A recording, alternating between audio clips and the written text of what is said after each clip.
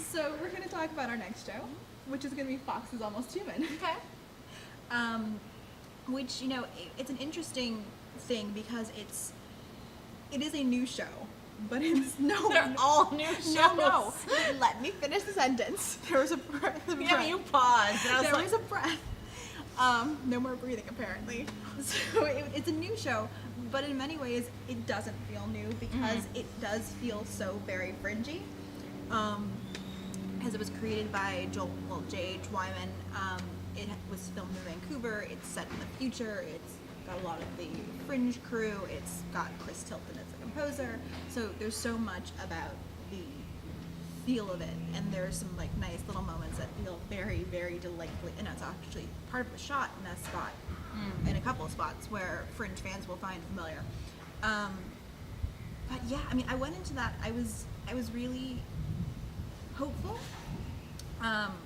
Because, you know, I there are so many great people attached, and, you know, I'm a new fan of Carl Urban thanks to some friends saying, no, seriously, you need to watch Star Trek finally, and he is fantastic, and I know he and Michael have great chemistry, and I really love the idea of the show. I like the concept of you know, what technology is doing us. 'Cause, I mean, look at us. We have, this is one of the first times my laptop isn't down here when we're doing a podcast. Like, I am attached to my phone.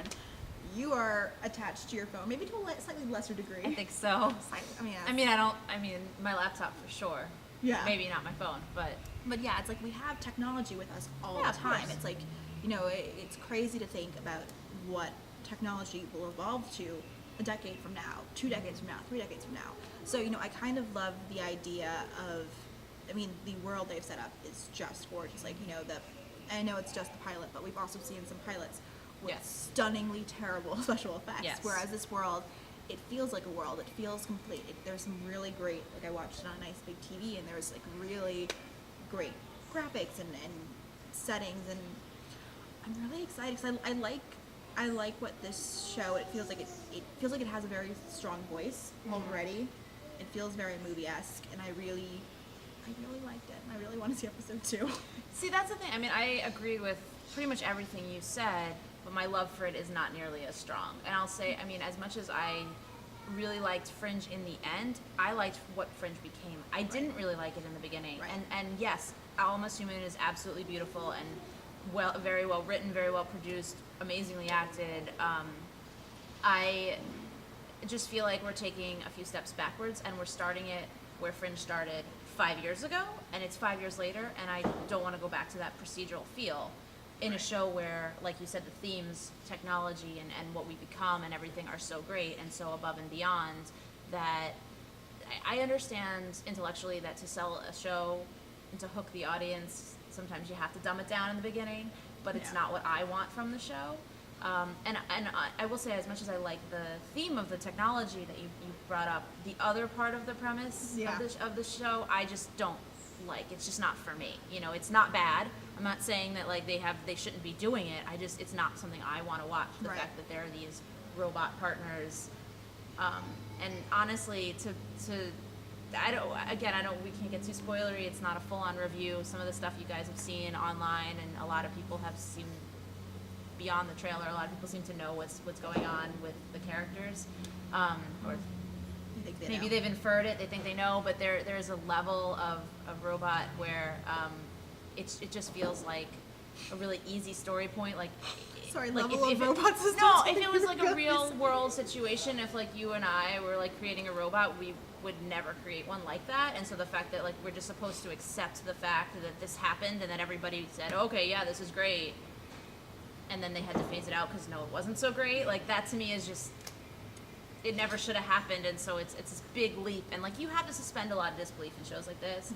And I'm willing to in certain areas, and I don't know that one.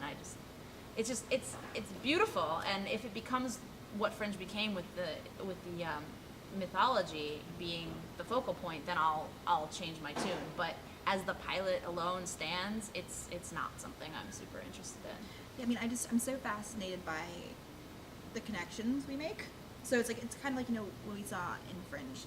Not to get super in depth in Fringe, because you don't need to have seen Fringe obviously to watch this. It's just, No, not at all. You know, I loved seeing like someone like September, like who should not make connections. But how long did that take them to get right, there? and I'm not disagreeing with there, but I'm saying like I loved that. I kind of felt like the seeds were planted here. You see someone, Yes. so I liked Yes. that kind of stuff. I love sometimes you connect whether you want to or not. So it's Absolutely. a fascinating thing to see how that'll evolve, and it's they've got some interesting side characters they haven't really fleshed out yet. I was gonna say there are some that like if they go certain ways, I will be much more interested by episode 3. And this is not to say I'm not gonna watch more. I will, because I just don't want them to take as long to get where they got with Fringe, where they got with this, where they'll go with this, because I feel like it would be repetitive, and all the seeds that you mentioned that they planted, not to like go too into that metaphor, but they have to sprout kind of fast or you're gonna lose my interest. Like it's just the way it is. Yeah, I mean it's an interesting thing because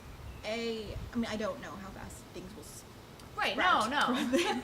Nobody does. No, but it's one of those things where it's very much, in theory, Joel had 4.5 years working on Fringe, so he knows that experience. There is, and it's a give and take. What the network wants, what they also want. the television audience is so different now than it was, with Fringe, or when look at something like Revolution's even doing things slightly faster. It's another Bad Robot show where, to an extent, where things are at least being, whether it's being done well or not, it's a different story. No, I wasn't but gonna. To say, things are the way stories are told feels like it's Yeah. evolving so much.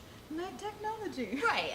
All I'm saying is that I wanted more from this pilot. Right. Like looking at the pilot as its own thing, I wanted something slightly different from it, something slightly more from it. And also, like I said, I'm just not in love with the whole like robot partner thing. In general, like you're gonna have to, as great as I thought Carl and Michael were, the chemistry, like it's gonna take a little more to like win me over. Like I buy it. I buy that partnership is going to work week to week. But if it's something I want to watch week to week, just because in the back of my mind I'm going like he's a robot. This is what we've come to. So now's not a good time to tell you I'm actually robots. Well. And on that note, I was saying that's where we cut.